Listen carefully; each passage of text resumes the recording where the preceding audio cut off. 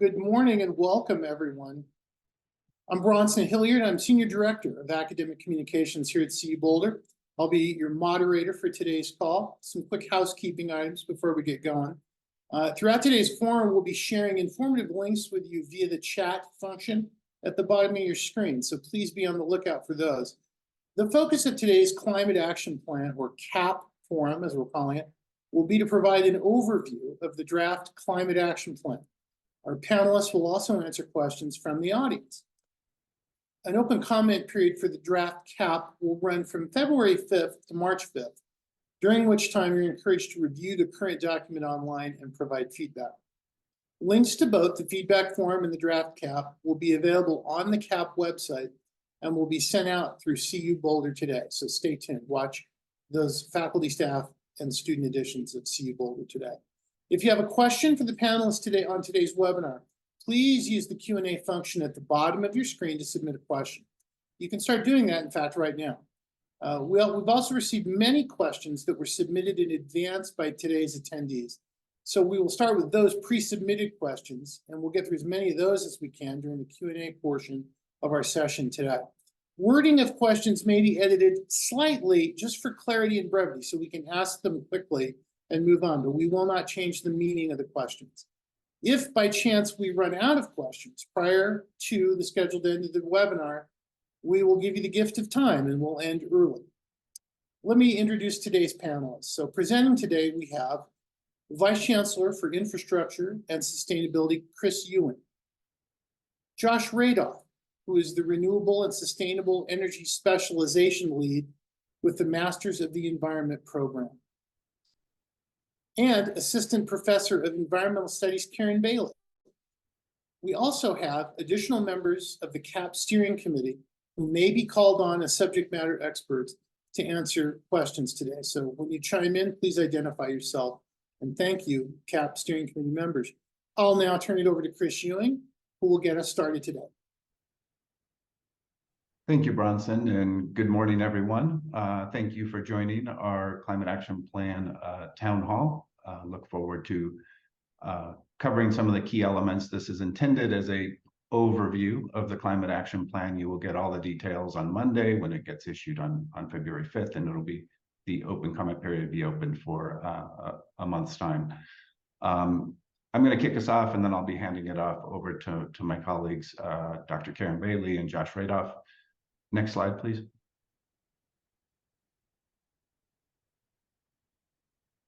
Just a brief overview of where we started with the Climate Action Plan.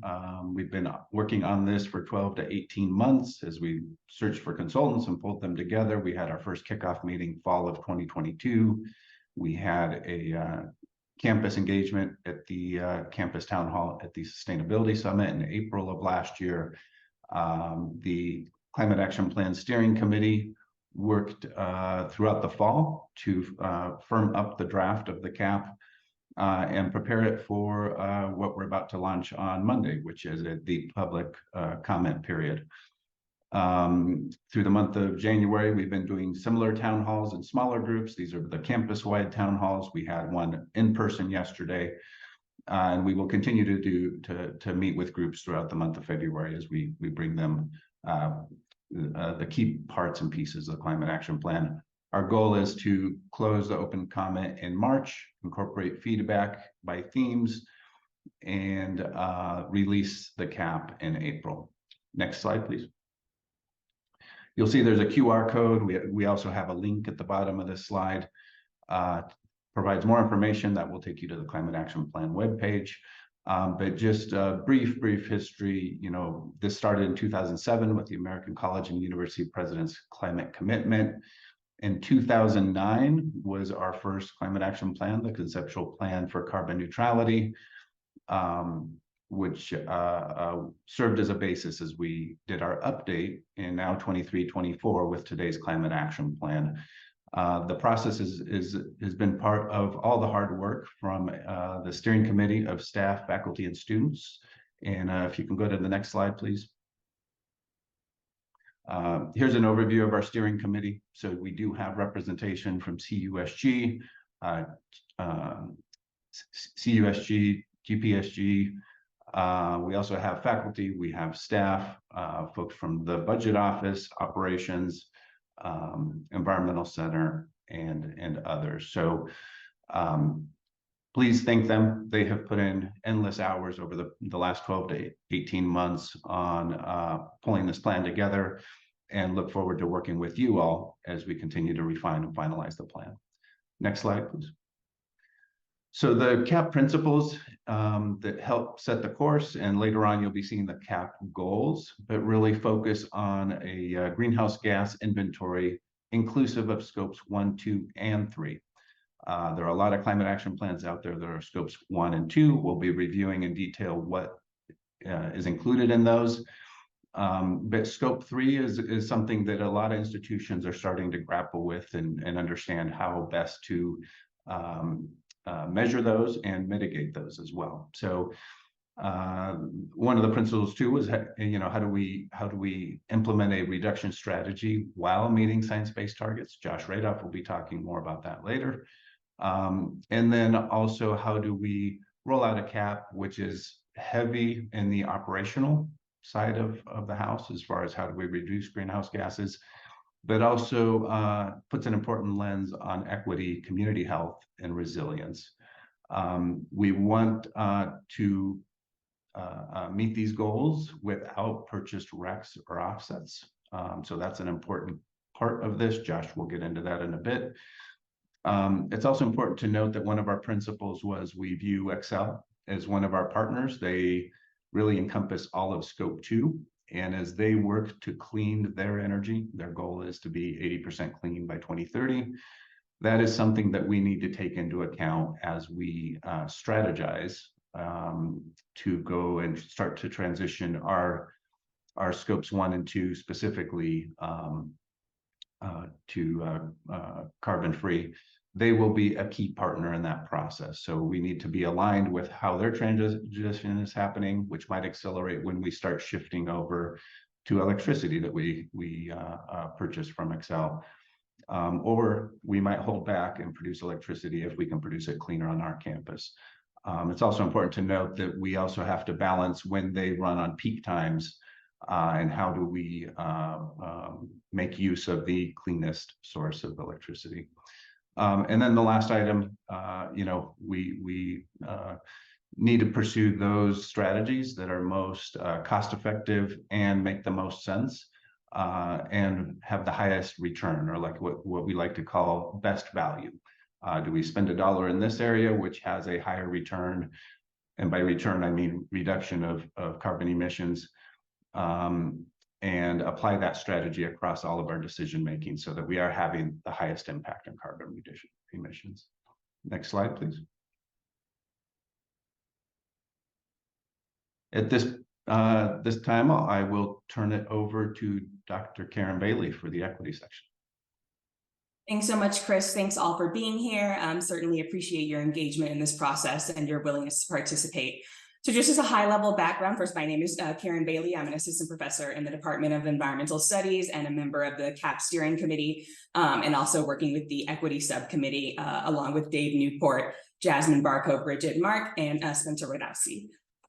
So just as a background and starting point, we all recognize that climate change and the actions we take to mitigate the climate crisis have direct connections to inequality, inequity, and injustice, both locally and globally. These don't exist in a vacuum. And so when developing the CAP, there's a recognition that a fair and just transition to a more sustainable CU Boulder requires that we consider these injustices and how individuals and communities are disproportionately impacted by CU Boulder's operations and the climate crisis more broadly. And so with that, the CAP is committed to identifying and where possible, mitigating that inequity in climate action. Next slide. How did that actually take place? I won't go into a great deal of detail here, but wanted to provide the high-level overview. So the plan concretely considers equity in 3 primary ways. The first is with guidelines, which are strategies and guiding principles that are aimed at supporting equity in the implementation and development of the plan. So that it's along the lines of including the most affected groups in decision-making processes, providing transparent and accessible communication around CAP implementation. The second area is co-benefits, and those are positive outcomes that arise alongside efforts to reduce greenhouse gas emissions and achieve our emissions reduction goals. So these might include the ways in which transportation and mobility improvements can benefit frontline campus community members, and for instance, decreasing pollution and air and improving air quality and for those when people are traveling to and from campus. It also might include residential housing efficiency and electrification that can improve and make on-campus living spaces safer and potentially decrease long-term housing costs. Finally, we also highlighted priority actions, those that are both achieve emissions reduction goals and have direct equity benefits. For example, improving van pool access, food recovery, and distribution programs. So collectively, these three approaches allowed us to identify ways that we can achieve equity in implementing the plan and highlighting specific strategies of climate action that have equity benefits. Next slide. It is important to note that there are so many ways that the climate crisis and the actions the campus take intersect with different equity and justice challenges and opportunities. But with that in mind, this is primarily an operations and infrastructural plan. And so we were limited in the extent and scope that we could speak specifically to different aspects of climate action. So our primary equity outcomes were that we don't exacerbate existing inequities through our climate-related efforts, that we include a diversity of voices to identify challenges and opportunities to mitigate inequity, that we identify opportunities to address current and historic inequities, right? Recognizing where CU Boulder has come from and the sort of structural conditions that lead to the inequities we see today. And finally, right, recognizing that this is a mitigation plan and it doesn't necessarily include campus policies associated with curriculum and hiring and other aspects of climate and culture that are connected to climate change and equity, but that those are efforts that can take place in parallel and be mutually supportive of the CAP. So here I'll pass it over to Josh Radoff, who will get a little bit more into the details of the goals of the CAP and the way that we've put it together. Great, thanks, Karen. Hi, everyone. My name is Josh Radoff. I work in the Environmental Master's Program, MENV. I lead the Renewable and Sustainable Energy specialization. And I've been on the steering committee of the Climate Action Plan since the beginning with the team here. So first of all, when you see the Climate Action Plan, you'll see that we're organizing it in terms of the different scopes of emissions, which is pretty common nowadays, I would say. So scopes 1 and 2 are the emissions that CU directly controls, and these are the emissions that are historically the types of things that you'll see in a greenhouse gas or a climate action plan. Scope 1 is direct combustion on campus, so that's the gas that we burn for heat or hot water or cooking. And any sort of fleet-owned vehicles, the gasoline or diesel that we sort of combust as a result of that. Scope 2 are the emissions from our utility, Excel, as Chris mentioned earlier. So even though the emissions take place off campus at a power plant, we still sort of take sort of direct ownership of those because they're being produced for us.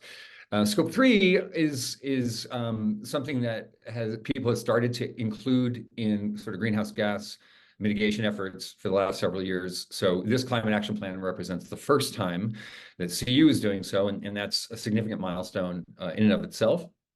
Scope 3 represents indirect emissions, so things related or associated with our activities.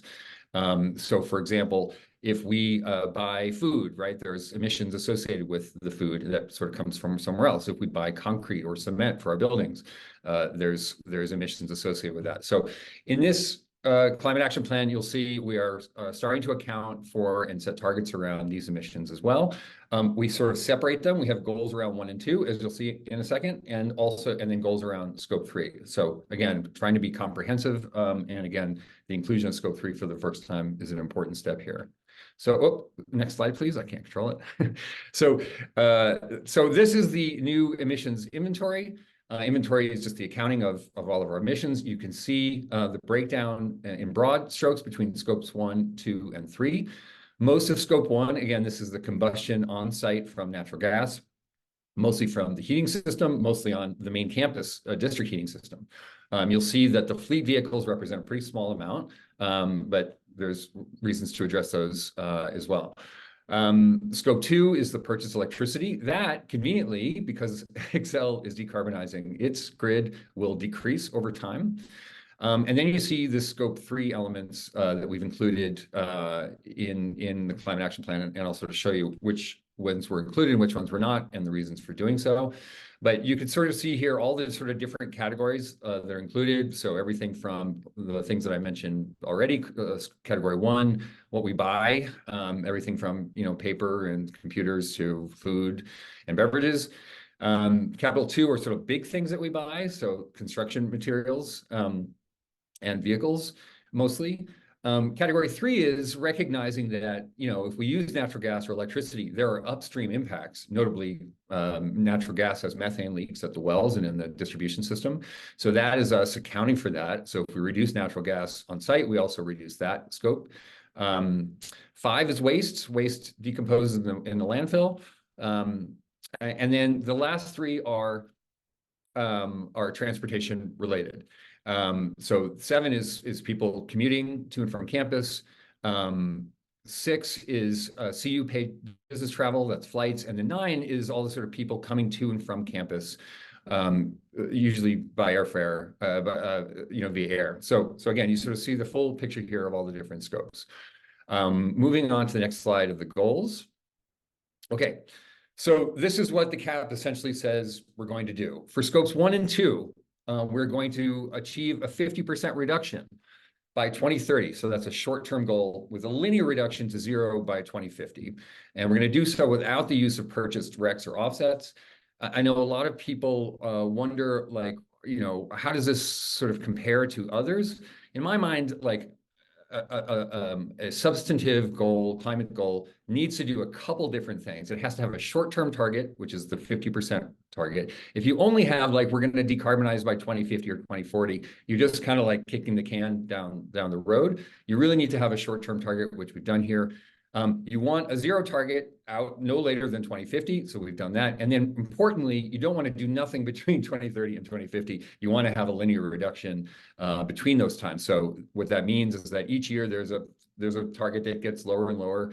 If it's in 2040, it's a 75% reduction and so on. So also, I think when you see a lot of goals that are net 0 goals or carbon neutral goals, they're silent on the whole offsets and RECs things, meaning that they are kind of reserving the right to kind of buy themselves out of doing things themselves. We're stating that we're not going to do that. So we have similar goals, reduction targets for our scope 3 emissions. We just sort of separate them out.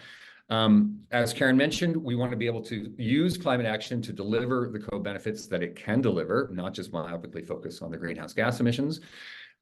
We see that this is a great opportunity to sort of strengthen the accountability and governance that is associated with climate action and sustainability in general, and as an opportunity to improve the way that the campus communicates what it's doing on various things and engage with the community for ideas, for feedback, et cetera. So those are the 5 different goals that we have. Next slide, Stacey.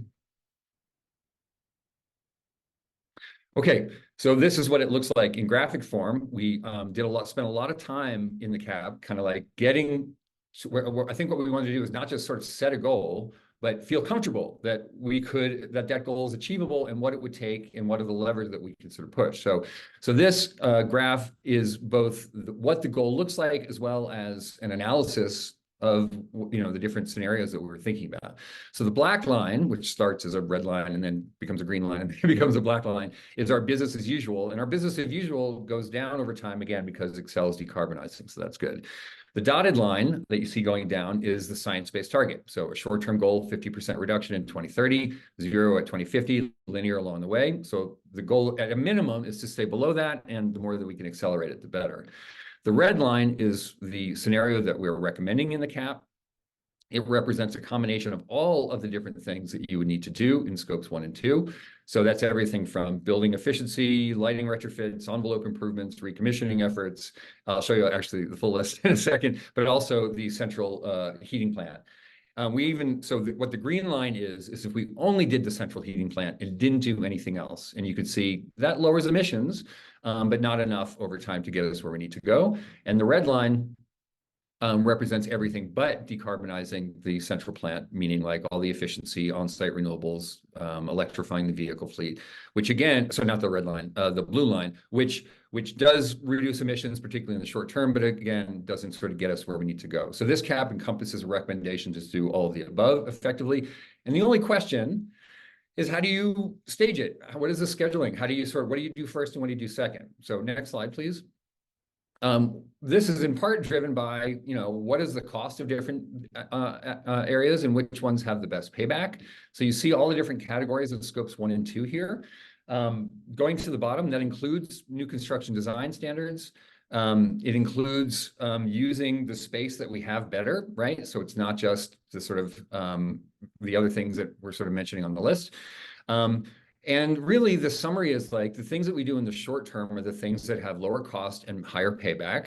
And then the big project in the middle, which is on the order of $600 million, whereas everything else combined at the low end, $600 million, and everything else combined is on the order of $150 million, right? So start with the things that we can definitely do in the short term and work on the funding and the engineering for the longer term project. And also the things that sort of those other things tend to have better payback. Also note that we're sort of looking at the life cycle cost, that's net present value, NPV. So that analysis is included here. And we've also included a social cost of carbon. So we've put a price on carbon at $188 a ton and included that in our analysis to, again, help prioritize which things come first. And second, we're also sort of like being aware of the different co-benefits, whether it's equity, health, resilience, whether it contributes to our STARS report or the cost benefit associated with it. Thank you. Next slide, Stacey. Please. Okay. Now we're shifting from scopes 1 and 2 to scopes 3. So there are 15 categories within scope 3. Some of the categories, and these categories are generic to any type of organization. And the ones that say NA are just not applicable for a university. We don't make things and sell them. So all those are NA for that reason. Everything else we have either made an estimate for and included, or made an estimate for and just sort of noted that we've made that estimate, really. And so those are, you can see the sort of different categories. I spoke about them earlier. And you can see which ones we feel like we have a good enough sense of the data, the quality of the data, and understanding of what's going on there to actually set a target. Like downstream transportation and distribution is really based on very, very high level loose estimates. That's like how many people are flying to campus for various reasons. Because it's a high level estimate, we haven't set a target yet, but again, we're establishing the framework so that we can continue to improve upon this over time. Same thing with investments, and we'll talk about that in the Q&A, but the university does have an endowment. The ownership, the share of that ownership in companies, those companies have climate impact, namely fossil fuel companies. So we took the approach of including an estimate, which you can find in the climate action plan when it's released, but it's so high level that, again, we're not including it in the inventory, nor are we setting goals around it, but again, setting the framework to do so down the road. Next slide. So what does that do for us? So once we sort of say, what are the different measures and what are we, what are the impact, what are the emissions from scope 3? That sets the stage for what should we do about them? And so this is a summary, not an exhaustive list, but a summary of the sort of various things that we feel like are important levers to push to be reducing our scope 3 emissions. So things like if we have emissions associated with the concrete and steel that we buy for new buildings, we update our new building design standards to have an embodied carbon requirement. If we feel like there's room to encourage people to not drive, internal combustion engine vehicles to campus, we try to improve the alternative methods to get to transit, to get to campus, whether it's transit, biking, etc. We want to improve the ability for people to have electric vehicles and use them and charge on campus. So we're recommending an EV charging plan. I won't go through all of these, but you can see the different categories of circularity, food, procurement, and even flights and transportation. Next slide. And I'm going to turn it back at this point to Chris to go through some of the current progress. All right. Thank you, Josh. I'm going to wrap up here. Just wanted to give an overview of projects that are in the works at this time. A lot of these came out of recommendations from previous planning activities, most notably the Energy Master Plan, which set our target goal for carbon neutrality to be no later than 2050. Some of these projects, I'll go along those top three. We are about to kick off efficiency project, energy efficiency projects in 18 buildings across campus. Totals about almost a million, actually a little bit over 1 million square feet. That's almost 10% of our buildings on campus, or building square footage. These projects are slated to start later this year and be done in 2025. Efficiency projects entail upgrading lighting, replacing lighting, upgrading or replacing HVAC controls, upgrades to the existing mechanical systems, and everything that goes into making our buildings run more efficiently. Energy efficiency is one of the primary strategies of the Climate Action Plan. So this is something that we will continue rolling out across campus, especially between now and 2030, as we prepare to meet our 2030 goals. Next up is we are in the midst of finalizing an agreement with a third party around a virtual net metering agreement for 5.9 megawatts of solar power. These will be located in East Boulder County, West Weld County, and very excited for this agreement. Just for comparison, our average campus usage is around 12 to 15 megawatts. I think we peak at about 20. So having 5.9 megawatts of solar power through a virtual net metering agreement is very exciting.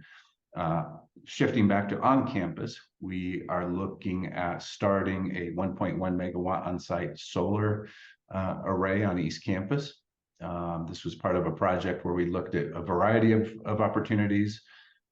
We looked at carports. At the end of the day, the cost for the carports was just too costly. This will be a ground array, so there are no carports on this one. But we're looking to start later this year and again be done in 2025. So very excited about that one. One of the working groups under the Campus Sustainability Executive Council is really focusing on how do we get to STARS Platinum as a campus. We are STARS Gold. We were the first STARS Gold, and there is a goal of reaching Platinum. So that group is actively started to work on that. When we talk about our decarbonization plan, it really involves how do we transition off of a steam backbone? Today, our campus, our main campus in Williams Village are on steam backbones. They're on 2 separate district loops. Steam today, we can only make with natural gas, which is a fossil fuel. Our plan is to transition that to a low temperature hot water system, which can be made with electricity or other energy sources that are clean. Over time, we have started Williams Village. Last year, the Board of Regents approved a project. It's a phased project. We're in phase 1 of converting the Williams Village steam loop to low temperature hot water. So that really is a pilot for us, and moving out ahead, we will follow up with the main campus.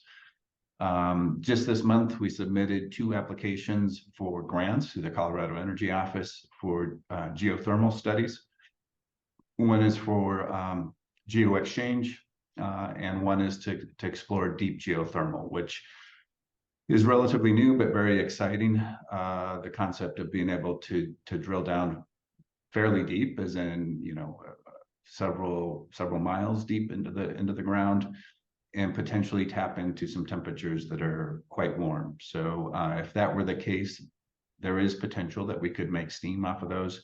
We won't know any of this until we go through the studies and understand what we have underneath our campuses. So potential areas that we think of when we think geothermal: East Campus, for sure East Campus, potentially Williams Village, some areas of main campus, and certainly CU South when that becomes available in the future years. Electrification of our fleet and EV charging, that's something that we're always looking at. We currently have 4 electric buses. We have 2 more that we hope to get in the next 12 months. We were awarded a grant for 2 additional ones. That would bring us to 6, and we're preparing to submit grants for another 2 buses. So that If we are successful in those, that would bring us to 8, and we're always looking at expanding our electric bus fleet. On the vehicle side, we are always looking to add electric vehicles to our fleet and transition out of our combustible engine vehicles.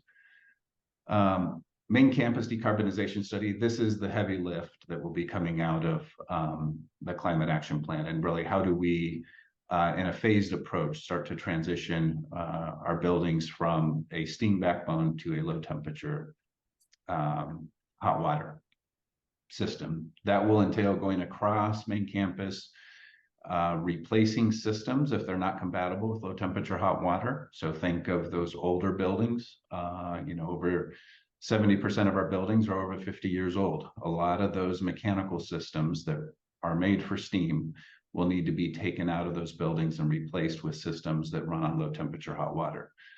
Our newer buildings can adapt more easily, or our new buildings are being designed to run on low temperature hot water.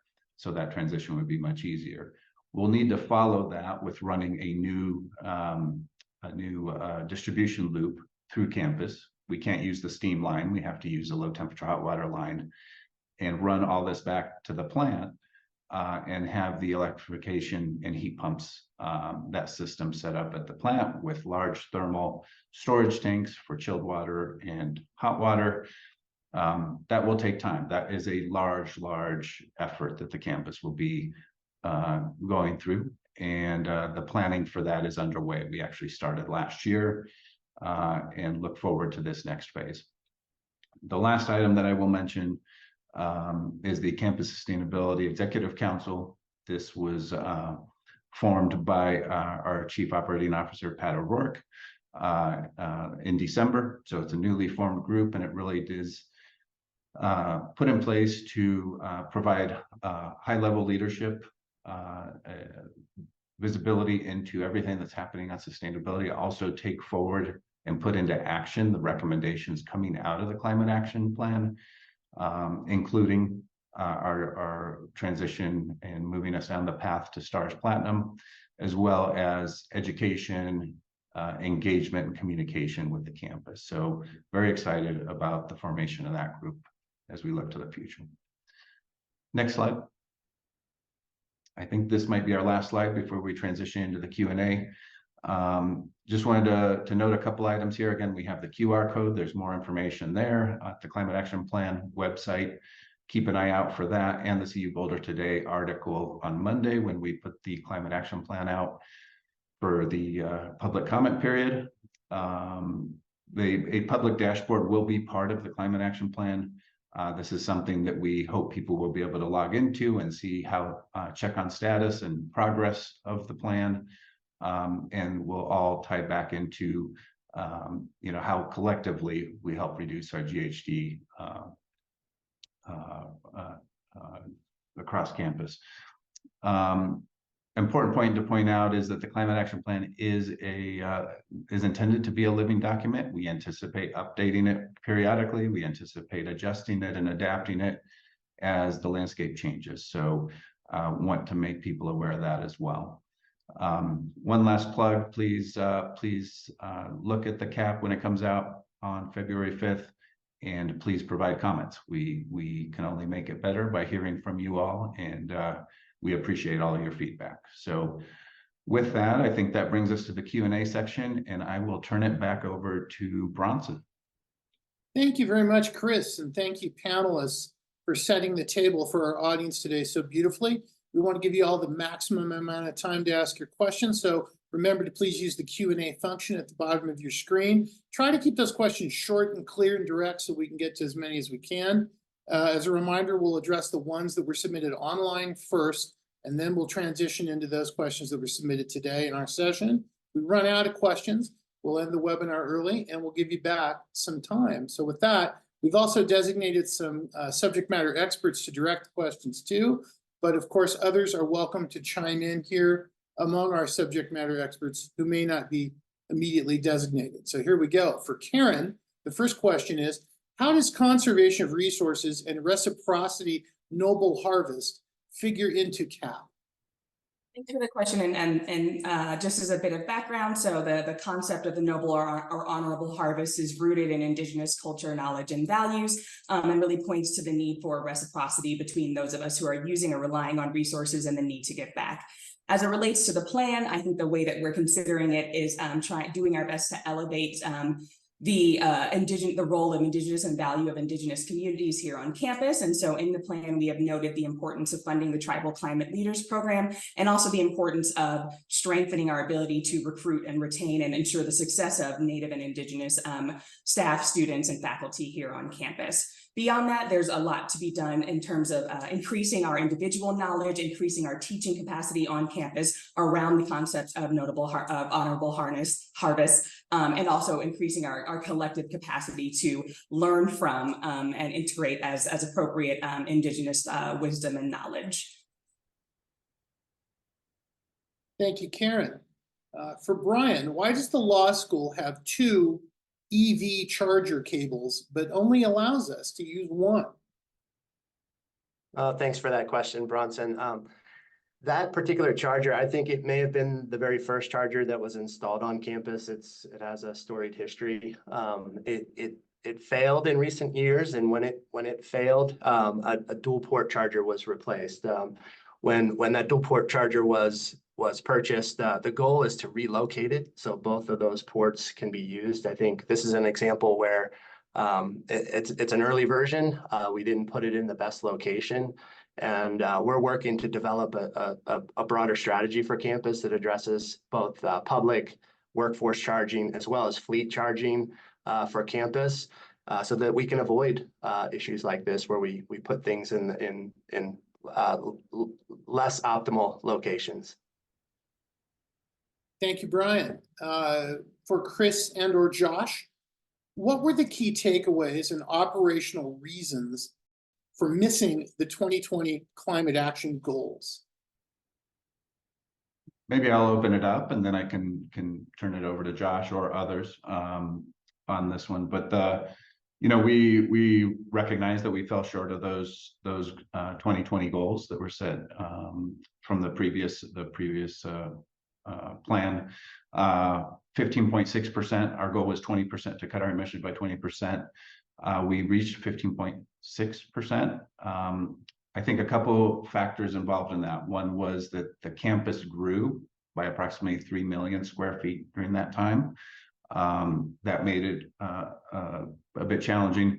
The other main reason was that in 2005, when the baseline was taken, we were running on our cogen facility, and that was our cogen facility was put in place in the 1990s. That ran off natural gas, and that baseline year was taken off when we were 100% on cogen, or close to, primarily on cogen. As we transitioned off the cogen and started to transition to the grid and Excel, that transition didn't help us in our 2020 drive. But Josh, turn it over to you, or Brian might have something to say on this one too. Yeah, chime in, Brian, if you want to add. I would say just that, I think the question was how much time did the CAP sort of spend sort of thinking about? And I just feel like climate action is so different now than it was whenever these goals were set. I think it's reasonable to ask, are there lessons learned?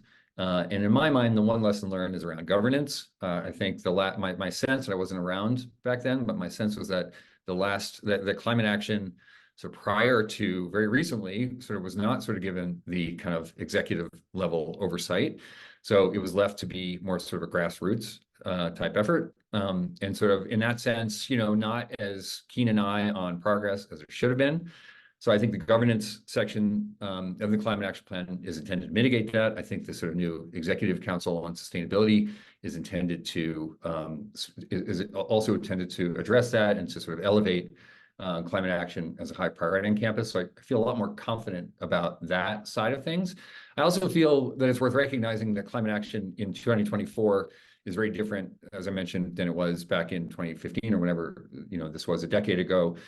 From a technical side, we have a lot more levers available, the ability to switch vehicles to electric vehicles, the ability to electrify natural gas heating to heat pumps, The availability of cheap renewables that enables the grid to decarbonize really sort of sets a foundation for a type of progress and the type of goals that we've set, which are really, much more significant goals than back then, than we would have been able to set before. So I think it's a new day. I think the expectation that equity is integrated is also relatively new. The expectation that you include scope 3 is relatively new. So again, I think the inclusion of all these things really sort of sets a different framework for how we're thinking about climate action, and that the lessons are, let's make sure that we sort of manage it in a way that ensures success. Thank you all. A quick reminder to our panelists, if you were not among the three introduced at the beginning of the webinar, as you begin to answer as a subject matter expert, please tell us who you are and what your role is here at CU Boulder. And thanks so much. This is a question for Chris and for Lori Call. Are you working with local governments or the state to coordinate a synergistic climate action plan across the area? Thank you. You want to go first, Lori? I can jump in, or you want me to go first? I'm happy to jump in. So I'm Lori Call, Associate Vice Chancellor of Local Government and Community Engagement. And we work with, the community and other governments in a number of different ways. We have ongoing meetings with the city. We've been talking about grant opportunities collectively. We also have the county involved. There's a special project, and Chris can talk more specifically about it, that has to do with EV opportunities. So, Chris? Yeah, just to add on, thank you, Lori. Just to add on to what Lori stated, we are partnering on this includes the city, RTD, via looking at opportunities to have a joint facility for electric bus maintenance, charging, training here in Boulder. So that is one item to point to. I think more broadly, in just the partnering that takes place, we partner a lot and really are involved with the Colorado Energy Office. That's the group that we submitted the 2 geothermal grants through. We meet with them periodically. We also meet with the state architect, the Office of the State Architect, and the requirements that are coming out from the state as far as, as we think of, I'll point to our embodied carbon targets for new construction and those reductions, and how do we go about doing that. So we work collaboratively with the State Architect's Office and other institutions in the state. If we want to go more broadly, our neighbors just an hour north at CSU, a group of us just came back from a tour there last week and a couple weeks ago. And it's all about information sharing, right? When we get into these topics, that's not really a competitive nature. It's more about how can we all leverage and learn from each other, which we really appreciate. Lori, I see you came off mute. Yeah, I just wanted to add that we also sit on the City of Boulder's Energy Advisory Council. So Brian Lindorfer, it represents CU. And so as we're talking about kind of community priorities, certainly at the table with that as well. In addition to kind of very regular and consistent meetings with City Council and senior city staff and a host of issues related to sustainability, as well as other community issues. Thank you both. This is for Josh and Brian. The question is, I would love to hear how the leadership team selected the net zero goal for 2050. CSU will do it by 2030. Can we match that? Can you compare our heating plan with those of other universities that are investing in networked geothermal? Do they have more funds for those more expensive and innovative heating projects than we do? There's a lot there. Yeah. You want to start, Brian? I'm happy to start. The 2050 goal really was set with the Chancellor's call to climate action in 2021, where he stated the goal of carbon neutrality by 2050. That statement was really informed by the work we did with our Energy Master Plan, which wrapped up in that same time frame in 2021.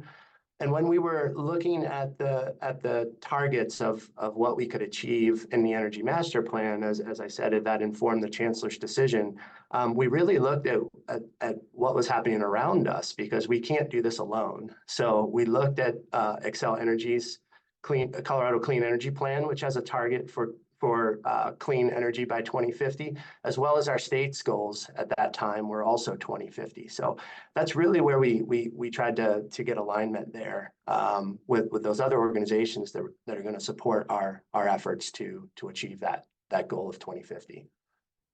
Josh, So if just- we go ahead. Yeah, just to add some color to that. I think first of all, so we learned a lot visiting with the CSU folks a couple of weeks ago. It was really great to compare notes. We see them as peers and partners as we try to figure this out.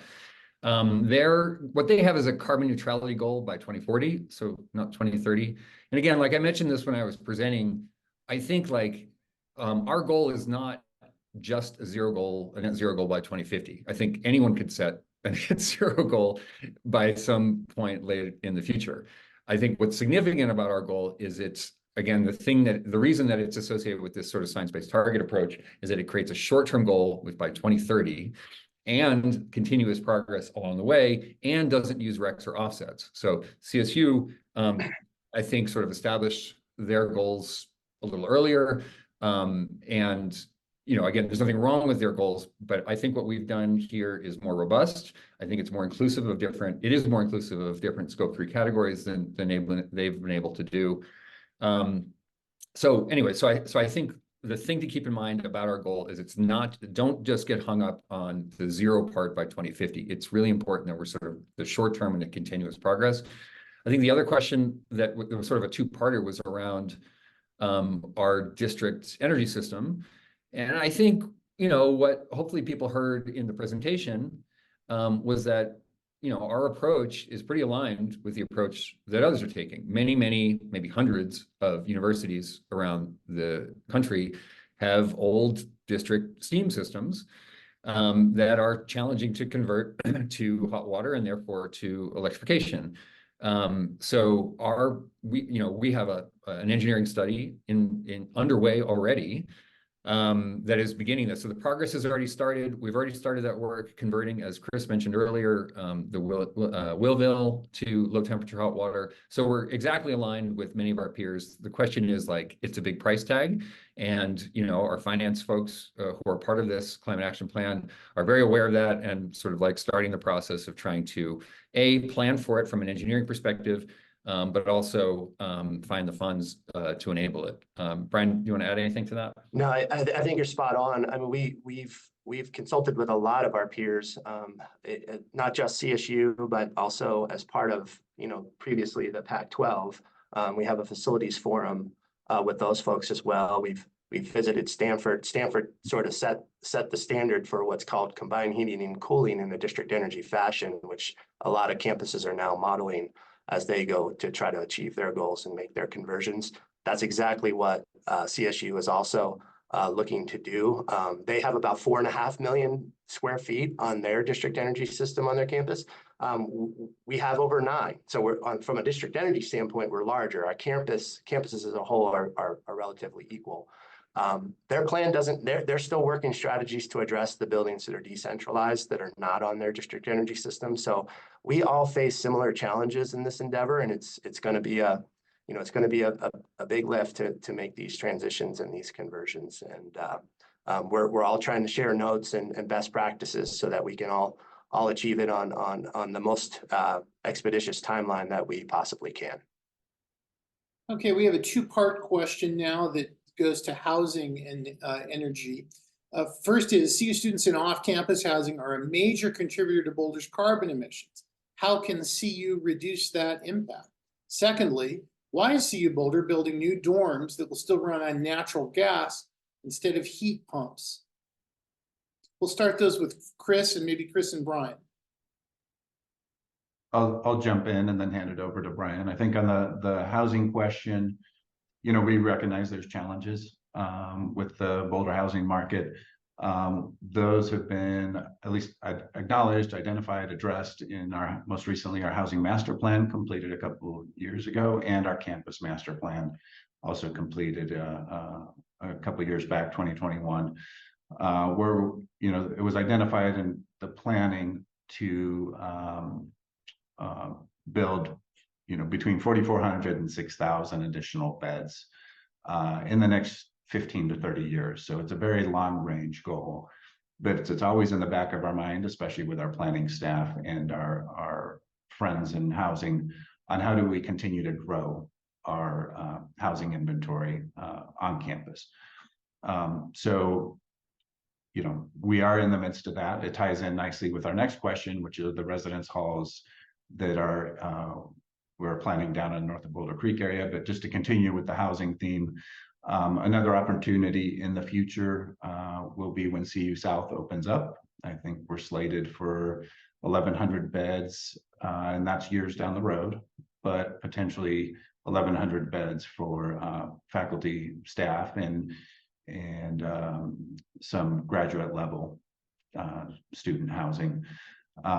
If we swing back to main campus, there are some projects in play. We have Residence 1 that's in north of Boulder Creek. We look to break ground this year. There's another residence hall that's in the planning stages.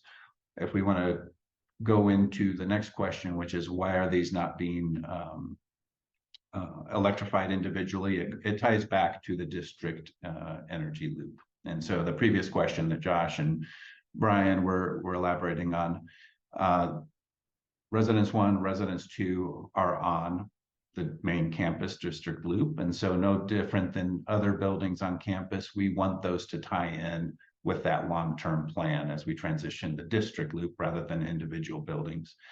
One of the issues, and we did evaluate standalone electrification of these buildings, is it provides a lot more upfront cost because you have to build mechanical systems and mechanical space to accommodate those systems for the heat pump technology that would later on be more difficult to transition back over or be a wasted cost at that time.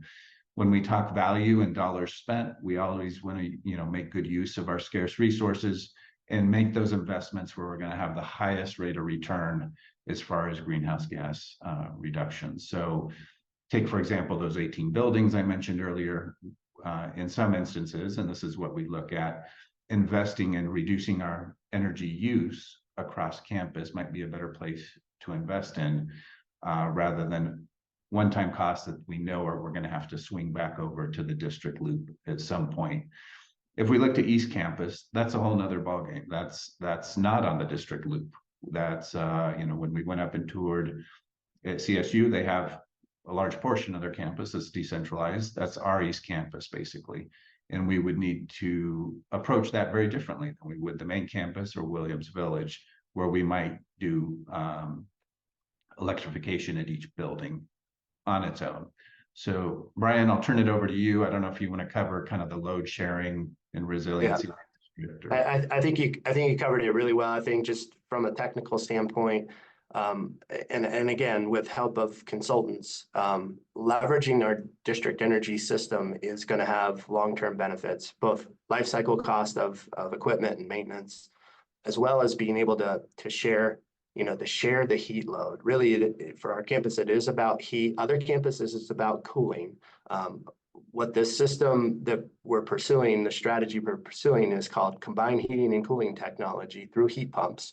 But it will allow us to share heat from one building to another, that may be rejecting heat because it's cooling, share that heat across the system so that it's a more efficient use rather than rejecting heat, which would happen at an individual building level, and we would lose that heat. So really, a district energy system is going to operate more efficiently in the future, be less costly to maintain, and really help us hopefully drive towards our goals and objectives that we're trying to meet. If I could plug one, thanks, Brian. If I could plug one last thing on the housing that I forgot to mention is we do recognize, those constraints, but all students, faculty, and staff do get an eco pass. So if you are near a bus line, please make sure you're using that as well. Thank you, experts. For Josh is the next question. Why isn't divestment part of the climate action plan? And I assume this means divestment in fossil fuels. Right. Okay. That's a great question. First of all, this has been sort of like a pretty controversial issue for us throughout the process, in full transparency. Originally, we were intending not to include Category 15 investments in the Scope 3 inventory at all. And the reason for that is because the investments take place at the system level, the endowments managed at the system level, not at the campus level. This is a campus climate action plan. But I think along the way we were persuaded that our share in that is not zero, that the emissions impact of that is not zero, and that it was worth including the investments as an initial estimate to essentially enable what I think a lot of the Scope 3 elements are intended to do, which is to set the foundation for future discussion. So, and again, like there's this question, if you sort of think about the Scope 3 categories, about how you prioritize action on each one of them.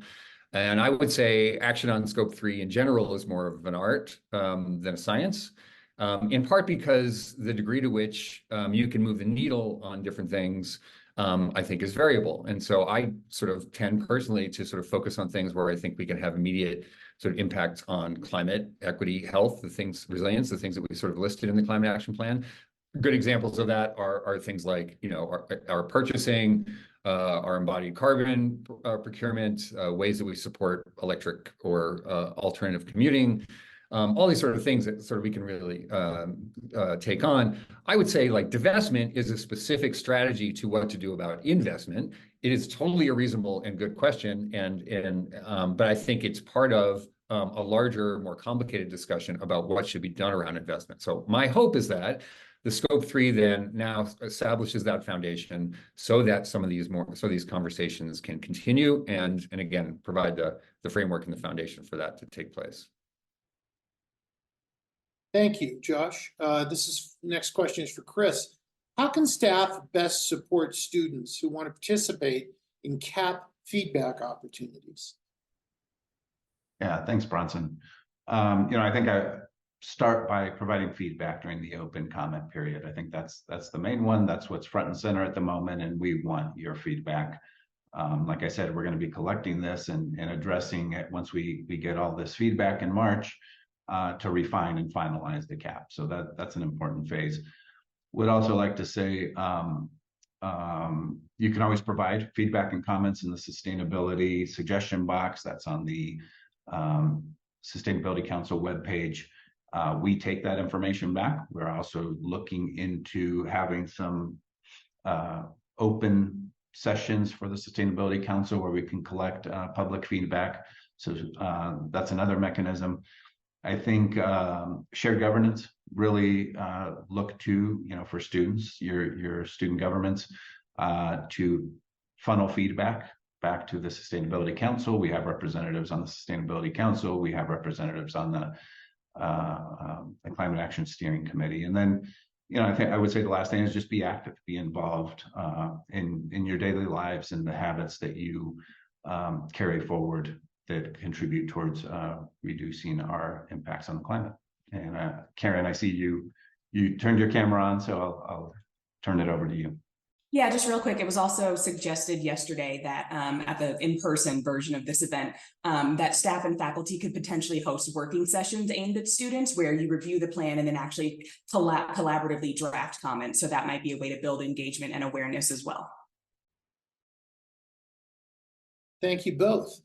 This is a question for Josh. Can you please talk more about the West District Energy Plant upgrades and why the university is investing in that project? Good. And I'm glad Brian's come off too. So maybe we can take this together. I think to me, so for those that don't know, we are, and Brian, why don't you describe this? Go ahead. Put my foot in my mouth.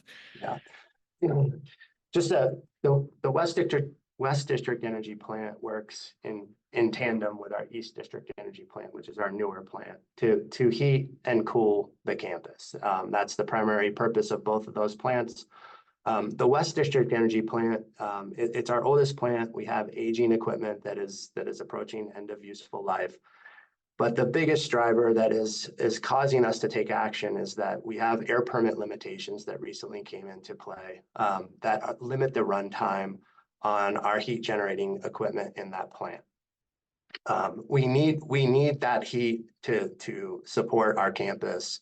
We can't do it alone with the East District Energy Plant. We need the heat from the West District Energy Plant too to support the campus. So we did an analysis between replacing boilers or replacing the combustion turbine engines, which can produce the heat and can produce power for campus from a resiliency perspective. So that's the decision we made was to then replace the two gas turbine engines that allows our campus to continue to operate in the future while we go through this transition period. This investment is not wasted. As we make this transition, we are going to have peak needs for campus where there will be times when we would potentially have to run that equipment to meet those peaks.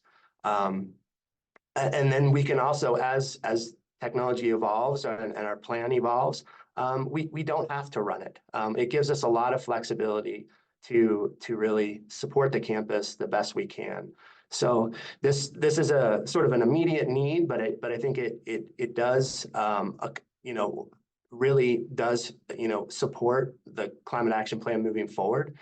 Heat pump technology as it sits today may not meet 100% of our load, and we're going to have supplemental heat. Those assets will serve that purpose for the future as we look for additional technology to incorporate into campus. And Josh, please feel free to add. Yeah, I mean that's a good description. I think what it comes down to, in my mind, is is the investment that you just described in combustion technology compatible with the climate action plan? And the answer is yes, and in a lot of ways it enables it, right? Because our transition to heat pumps is largely going to take place over at the East District Energy Plant. And the intent will be, as we sort of bring additional heat pump capacity online, to sort of ramp down the use of gas as the heating source over time, right? So we need to sort of have a source of heat. This provides the source of heat. But in the long term, what it becomes is something that is not operating, right? It's capacity that we have that we can use when we have peaks or when we have outages or whatever, but that over time, the heat pumps pick up the load on that. So the thing that was the prime question for me in the context of the climate action plan is this investment compatible with the climate action goals? And the way that I understand it and the way you've described it is that it is. And I think it's important to sort of maintain that focus on how it's operated over time as the electrification infrastructure comes online. Thank you both. This question is for Brian. As campus continues to grow as a host for events, welcoming more and more guests each year, how do we plan to mitigate the waste impact? Well, I'm gonna ask my partner Dave Newport to feel free to jump in and help me out with this question. But I want to celebrate the work of the E-Center and Dave Newport. They've made strides in this. Ralphie's Green Stampede and their partnership with athletics for our major events at Folsom Field.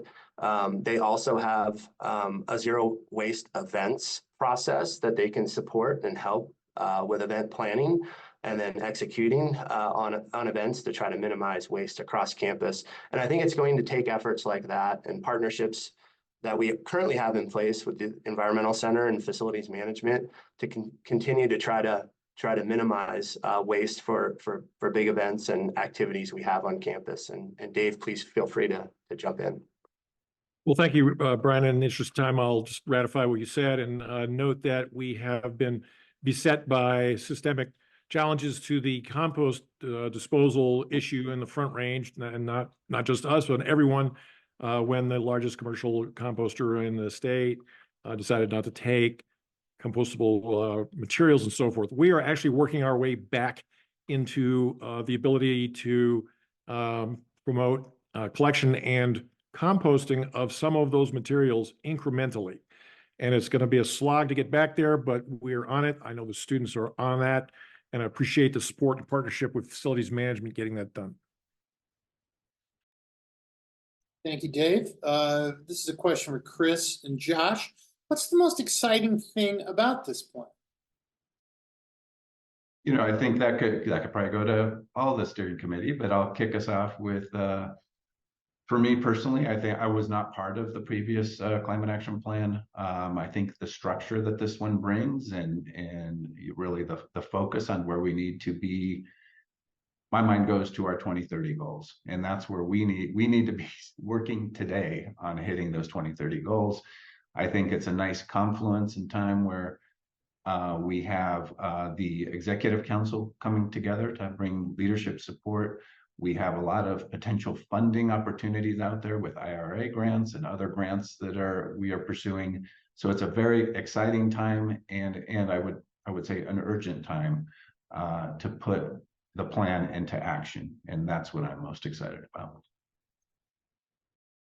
Yeah, maybe I'll just sort of echo that. I mean, I think like I just sort of see how difficult it is to address climate change on campus without a framework in place. Without it, it feels like we're doing random acts of things, and it's hard to tell if those are substantive things or meaningful or aligned with what we're trying to do. You know, now we have this, as soon as we put this in place, we have this climate action plan, and everything can be referenced against it, right? So questions about like, is this a good investment? Is it aligned with the climate action plan? You know, yes or no, it isn't. So I feel like it gives the campus something it really needs, even if it doesn't know that it needed it in the past, to then, you know, move forward with a lot more confidence than it has been. The other thing is, like, I feel like we've addressed most of the things that I think people would think that should be addressed in here. You know, everything from like commuting electrification and transportation demand management to, you know, the procurement of food in our dining halls, to the obvious, to, you know, to the sort of main efficiency and renewable energy and vehicle electrification things that one might expect. So I do feel like it's also comprehensive, and I feel like that is a really sort of critical piece of it as well. Thank you. For Chris and Josh, what is the hoped for link between this plan and broader climate action? Is it about setting an example, doing our part, or an even broader influence? I'll go first. I think the link is that we, as I mentioned in my previous answer, we are at a major point of transition, and what we do on campus and the examples that we set and the behaviors that we influence are those same behaviors that our students will take out into the world after they graduate and go about their careers, and that will pollinate across their lives and future generations. So, I think the link is, we have to make this change. We've stated that we will make it no later than 2050. My hope is that we can accelerate, if anything, some of the areas of the climate action plan. But I would see the behaviors that we said and the new business as usual, that if we could fast forward to 2040 and see what the business as usual then is something that we'll start today, and we'll start with this plan.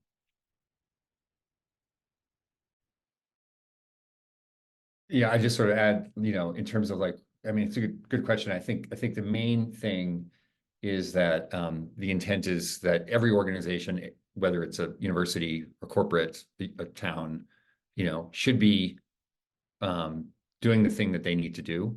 I think the sort of way that this has kind of been normalized in a lot of ways has been that, people adopt science, all organizations adopt science-based targets, they take them seriously, and they act on them. So I want CU Boulder, as a member of the community here, to be doing that. And I think, this sort of sets the stage. Is it leadership? I think, to be able to go to our peers and say, how are you meeting your science-based targets? That's a great thing to be able to do. But I don't necessarily need to sort of frame it as like CU is a leader in this. I just feel like there's a necessary thing that we all do, and now we're doing it. Reminder, friends, we're in our last 5 minutes, so if you can be as succinct as you can, we'd appreciate it. The next question for Chris and Josh: will the data and scenario models underlying the CAP be posted together with the draft?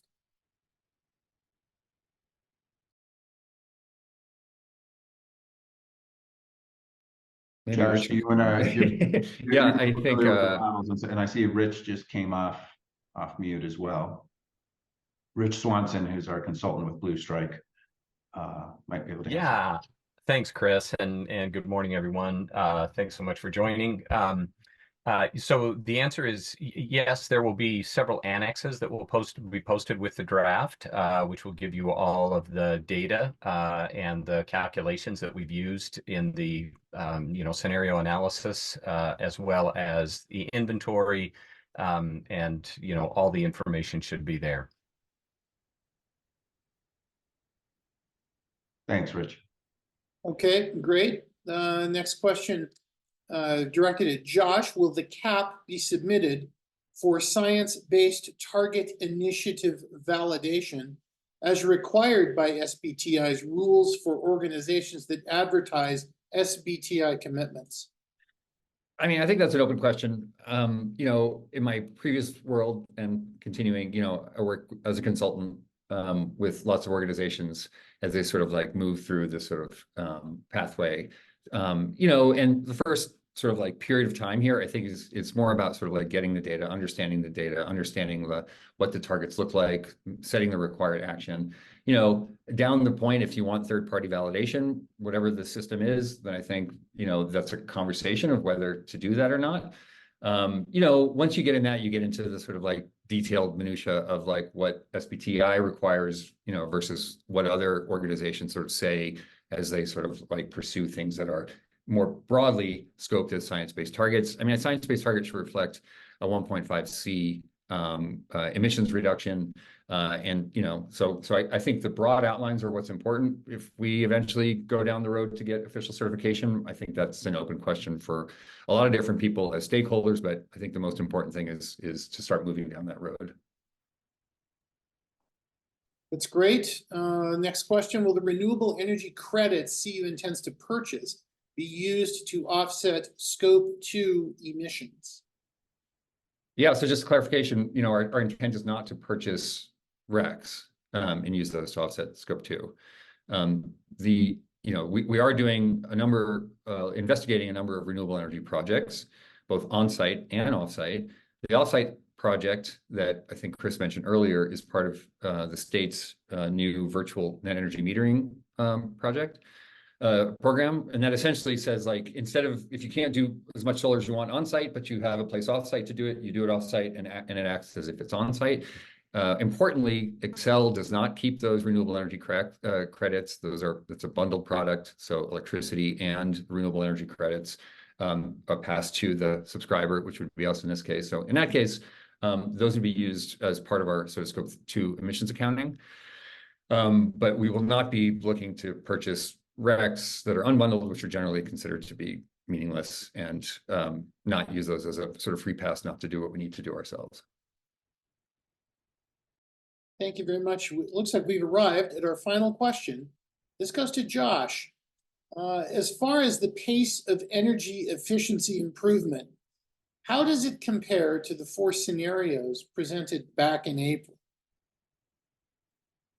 Oh, to the 4 scenarios. Yeah, okay. So originally I think we had split out 4 scenarios, and all those scenarios and the scenarios that you'll see now are different. But essentially we looked at different timing for energy efficiency improvements, and there was like, you know, do some efficiency at first, do more efficiency at first, do even more. So we aligned so this is speaking to people who may have seen those on the most aggressive efficiency targets, because those are the best levers that we can push earlier on. So the scenario that you now see as a recommended scenario includes the most aggressive efficiency pathway that we had previously talked about. Okay. Thank you all very much for joining us today. I want to remind everybody that the CAP public comment period will be open on February 5th. You can check the CAP website for the link to the feedback form as well as the CAP draft. We'll also be posting a recording of this session on that site in the coming days. That usually takes 3 or 4 days to get done. We'll now end the call. I want to thank everybody for joining and our panelists today for their insights. Thanks a lot.